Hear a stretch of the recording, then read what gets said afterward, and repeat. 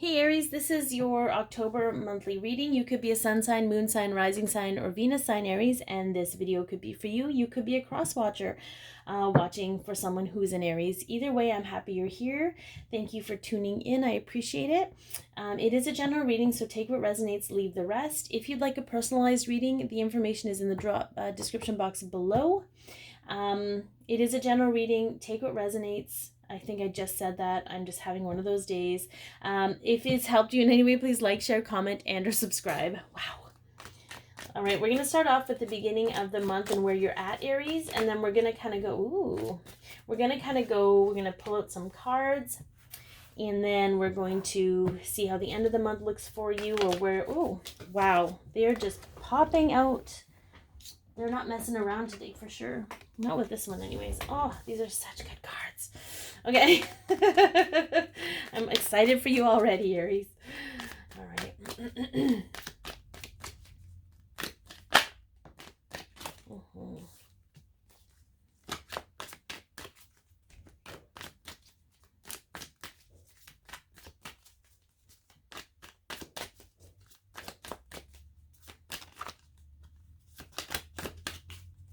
I'm going to pop that one out. Okay.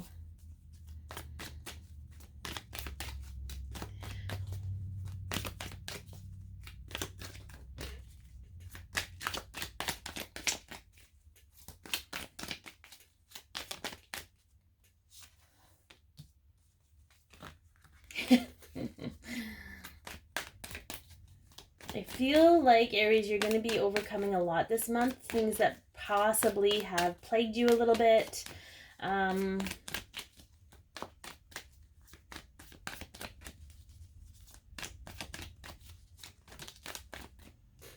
Which is always a good thing.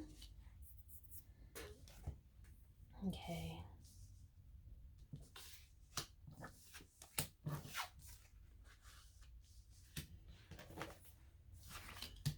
I kind of just pull cards and then I hear little hints of where they're supposed to be so I can tell you a story about what your month is going to look like. So how about that? All right. So what do we have as an outcome for Aries? Possible outcome. Where are we going to be at the end of the month, Aries? Where are you going to be at? Oh.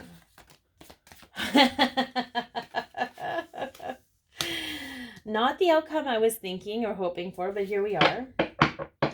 Okay, so here we have at the beginning of the month, and normally when I see this card by itself, the Four of Pentacles, I feel like this is trying to be too controlling about things, trying to be, it can be kind of possessive about stuff, but I feel like paired with the High Priestess, this is about using your intuition, okay? So when you feel those moments flare up, Aries, you're starting to be like, okay, why am I trying to control this situation?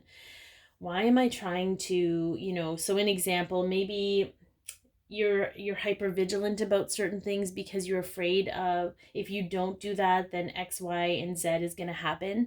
So I feel like for some of you, you're like, okay, why am I getting wound up about this? Where is that really coming from?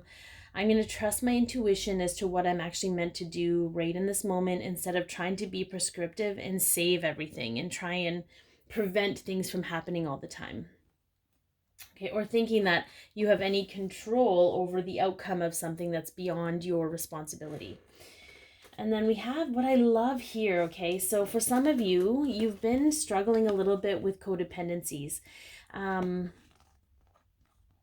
So this is going to be twofold, okay? So one, this could be like anything. This could be alcohol, drugs, food, relationships. It could be anything you're codependent on outside of yourself, okay? So if you're emotionally needy, if you eat your feelings, if you drink to numb or to tap out, I feel like there's going to be victory here for you. It's something that for most of you, this, and specifically in this collective that I'm reading for, that you've been struggling with, but you're very much aware of. This isn't like a surprise to you that it's coming up in this reading. but you're going to be victorious about it, and it's going to create a new beginning for you in the physical, a new prosperous beginning, because you're ready. It's almost like we had to go through that last little bit of Pluto in retrograde to remember how it's like to be codependent, so that we can keep moving forward towards what we really want in life. And for the some others of you, you're dealing with a Capricorn, maybe in a relationship or a connection, and you're going to be victorious, and there will be a new beginning in the physical for you, whatever that looks like, whether it's a business partnership, whether it's a friendship, whether it's a lover or romantic, what have you. You will know, because this is your path and journey. Okay, so what I also love about this, okay, so through self-care, okay, this is all about self-care and taking care of yourself and loving yourself, Aries. We have the Temperance card, we have the Nightmare card, and we have the Single Ladies card, but we have 2 9s here.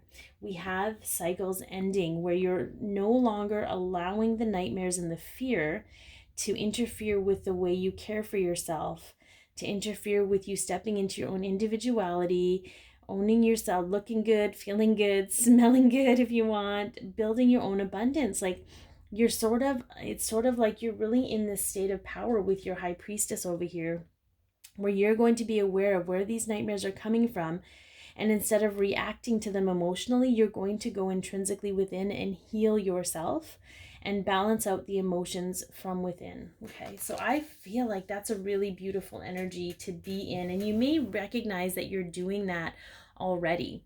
So then we have, sort of at the end of the month, we have the Tower card and we have the Justice card. So I feel very strongly and very positively, based on where you're at on an awareness level, that this is about finding balance with those emotional triggers. Okay, this could be karmic situations coming to blow up in your face, if you want to go there, if you know that this is sort of karma balancing itself out. Okay, but I feel like especially because there's a 7 in here, and there's a knowledge. Okay, this is about knowledge and awareness around the Tower moments and the triggers. It doesn't make them easier, but I feel like you're going to be more balanced with them, and you're not going to react emotionally as much as you will react intuitively, because this is an 11. So oh no, this is 11, sorry. Yeah. Okay, so it's going to be an intuitive reaction to the knowledge that you are getting from your Tower moments. And I feel like that's kind of boss. That's super boss lady-like. I feel like that's a great place to be. All right, let's see what a message from Spirit is for those Aries. This is a really quick message, because it was really clear, Aries, where you're headed this month. You're really owning yourself. You're really owning your own choices and behaviors, and that's getting you to a place where, you know, we're all deserving of. Yeah. Can we talk about that success? I know there's no greater goal than love. Okay. So you're loving yourself. You're, you know, taking good care of yourself. And that's allowing you to view things from a space of love, from a space of, yeah, that's interesting. So here we go. Unrequited love. There's not enough attraction or chemistry to keep this relationship going. I actually feel this is more about your relationship with codependency, your relationship with your fear. Like, I feel like you're really taking a look at those things and understanding how they serve you, but not to make them the be all and end all of your existence. Because at that moment where you slip from them teaching you something to them being to guiding your decisions, it's sort of like they no longer serve you then. They become overwhelming and overburdened.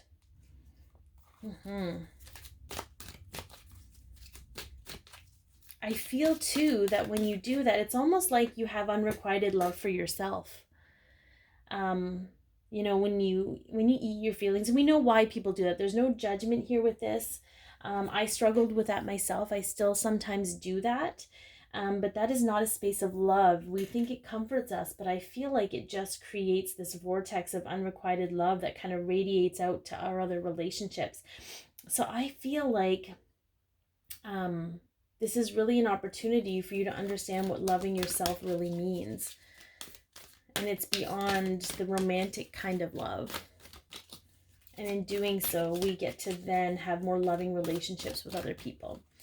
Yeah. Silver lining. So we did talk about that, how you're going to be seeing things, you know, from a different perspective. You're going to see the silver lining in everything, but you're not going to stay on the silver lining. You're going to allow the silver lining to let you move forward. You know, when we get stuck in these moments, the tower moments, the codependency, the nightmares, the fear, the, you know, the control, you know, we get stuck in that loop, right? But when we notice the silver lining and what it's trying to teach us, we then step outside of the circle and we're able to move out and beyond. All right, let's see what the archangels have to say to Aries this month.